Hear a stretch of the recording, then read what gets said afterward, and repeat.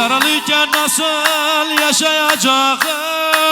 Gücüm yok ki nasıl savaşacağım? Nasılsa toprağa karışacağım. Bitsin bu işkence, vuracaksan vur. Bitsin bu işkence, vuracaksan vur.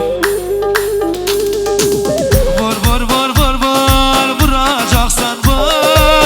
Bitsin bu işkence, vuracaksan vur. Bitsin bu işkence, vuracaksan vur. Bitsin bu işkence, vuracaksan vur.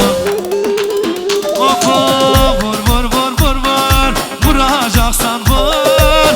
Bitsin bu işkence, vuracaksan vur.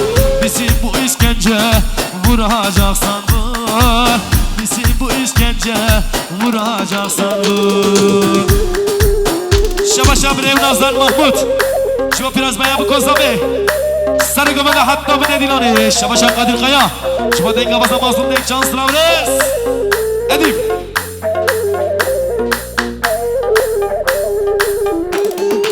Vela vela.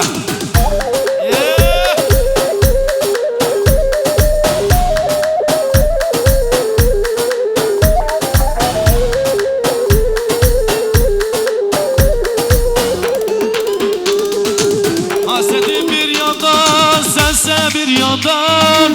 Ne istiyorsunuz bu kuru camdan? Dertlerim düşmüyor artık yakamdan.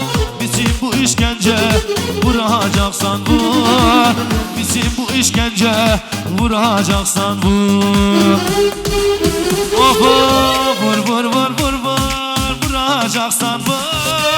Bitsin bu işkence, vuracaksan vur.